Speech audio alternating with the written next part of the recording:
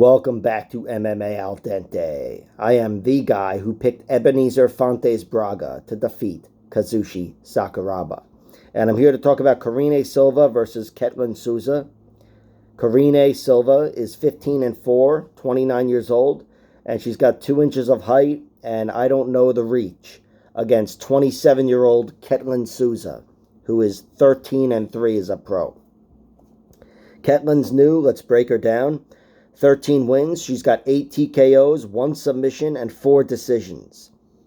She has 3 losses. They come all by finish. 2 TKOs, 1 submission. I was only able to see 1 of them. You know, the first thing I do is try to look for the losses. Or if you don't know, now you know. That's all I care about. But I couldn't find the loss. She was knocked out. This girl, Diane Cardoso, knocked her out in a minute. She was submitted in a minute or two to this girl, Fabiolane Mello. But the one loss I did see, it's on YouTube, is to Ariane Canalosi, who finished her with a body kick. I think it's listed as a leg kick, but it's a body kick. She got stabbed with a front kick, a lead front kick, the left front kick. Fucking beautiful finish.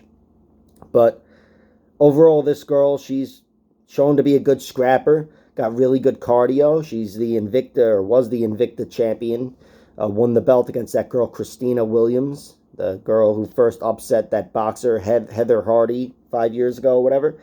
But it's a pretty close fight, I'll say that. You could argue she lost it.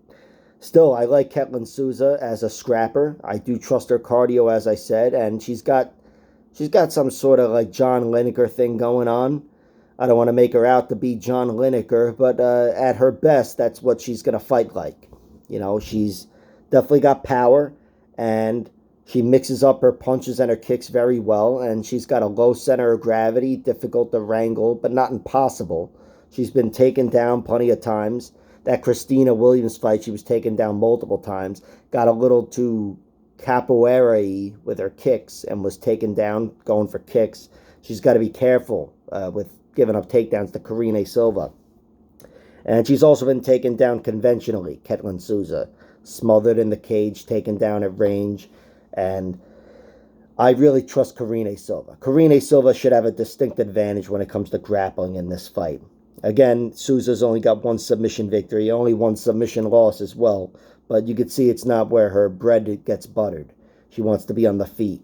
And even on the feet, I don't know if she's at an advantage there against Karine Silva. I really like Karine Silva as a fighter.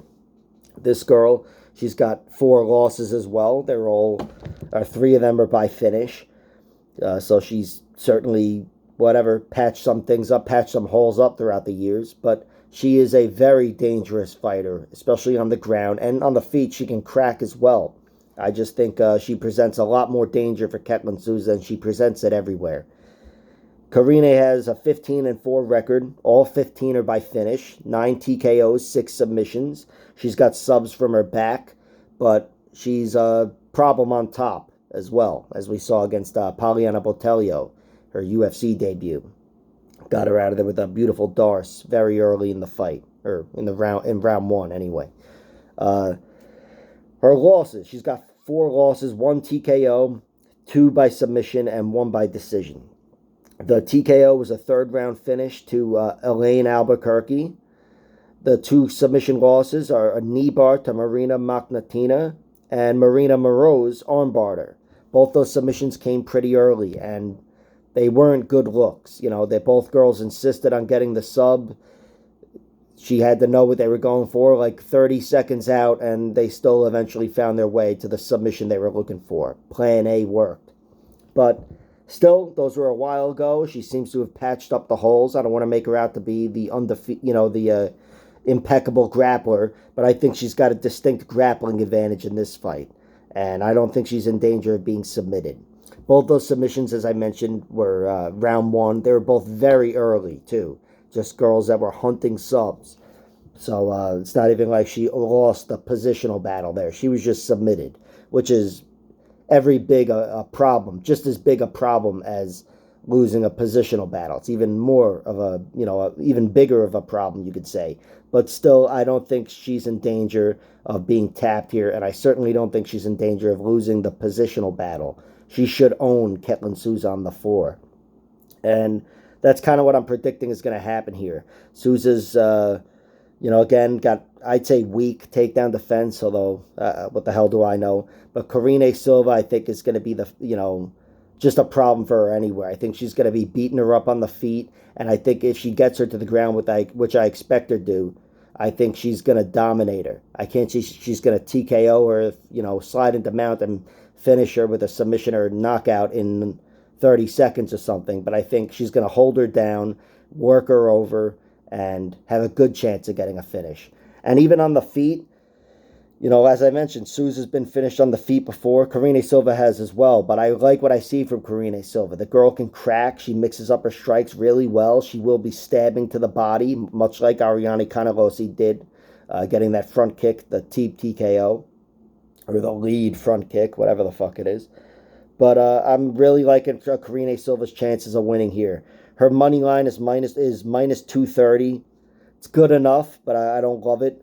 I played the under 2.5 rounds, minus 110. I feel like that's pretty much a pick on Karine Silva, and I like that. You can get Karine Silva winning by finish at plus 110. I'm more comfortable with the under because it can go in parlays, and it does hedge on the fact that Souza might get her out of there.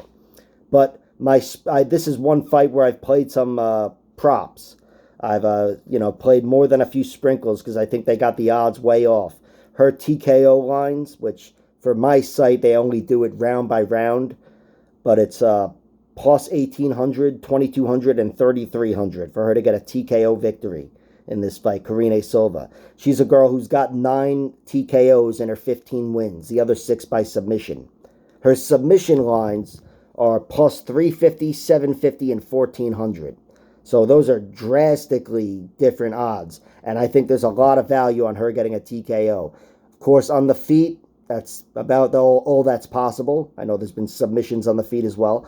But on the ground, still, I think Karine Silva could very easily get a TKO. Just as easily as she could a submission.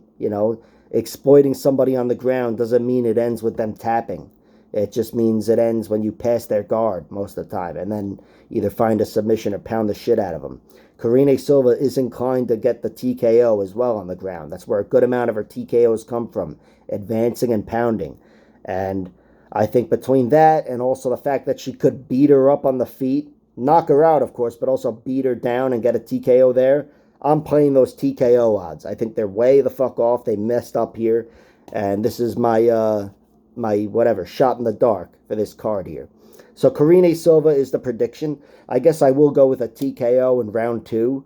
And when I say that, I envision it being on the ground. But in general, I think she's going to be too much for Ketlen Souza. So Karine Silva's the pick. Like, share, subscribe, all that horse shit. Check out my other videos.